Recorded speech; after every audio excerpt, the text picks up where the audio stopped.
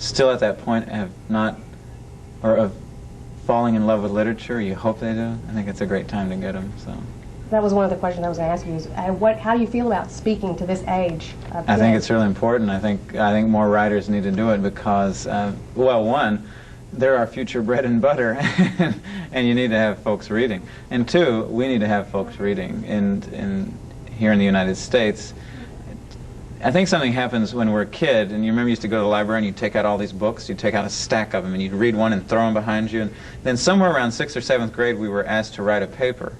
And writing the paper, sometimes if the teacher, when I was young, it became a chore instead of a joy. And so my job as a teacher and a writer is to help people re-fall in love with literature, to remind them, oh, it's so beautiful to read, and to have your brain work out an imaginative scene. So I think it's really important to be with middle schools, and I'm glad that it happened here. This may be kind of an intense question, but especially since you come from a religious background to a degree.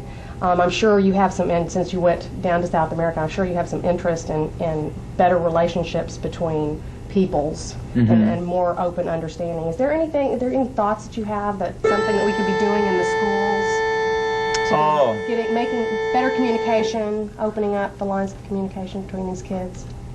Just in the few minutes I've been here in Houston in these schools, when we were over at Edison, and what I see here, first of all, I think the students or the teachers are doing an incredible amount already. And I probably couldn't add much wisdom to what they're already doing, because they're really hands-on. They're right in the middle of it. And so whenever they make mistakes, they're learning from them, and they're doing great stuff, especially in a place like Houston, where it seems like it's very multi-ethnic. That's what I love about Houston. I'd love to move here. Diverse is what it's very buzzword right now. Diverse. It's very diverse. But I'm sure that creates tensions. I know that creates tensions. I've worked in jobs that dealt with racism, and it's a hard thing. It's still here.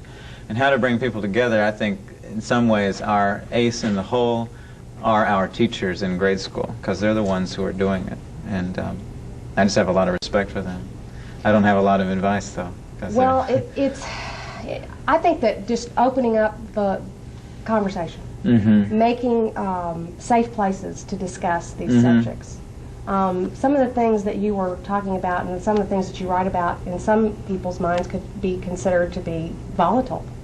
Oh, I see. Yeah, it could be. I think, well, okay, that would be the one thing I would say is to not go around it but face it head on. And sometimes we don't do that as adults, especially. I think sometimes kids do it better because they're doing it. They're like children, after an hour, if they start getting tired, they're going to start to get fidgety because they're being honest. They're not going to hide that.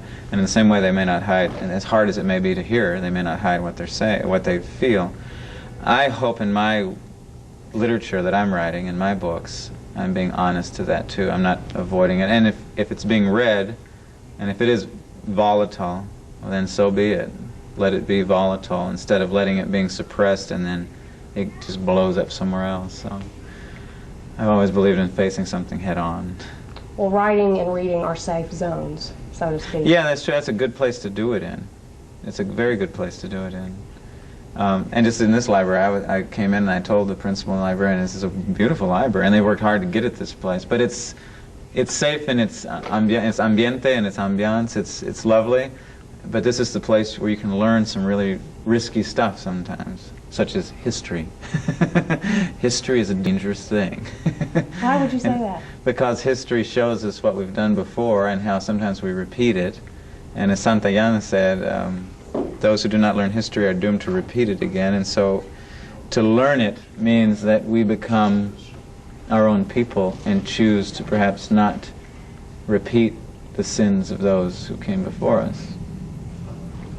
That's why I think it's so important to teach things like the Civil Rights Movement or the Chicano-Mexican-American movement in the United States, or obviously the slavery and all the movement after that. Well, that's what I find to be interesting, is that there's, with the culture that we have, especially the high school in this neighborhood, Austin, just celebrated a big anniversary, and the neighborhood was so completely different. It was working middle-class people, mainly white people, and they are trying to they're trying to get back into the school, and the school is almost completely Hispanic now, and they're trying to help with, letting them know, we weren't privileged white people in this school. We were all working people, just like you.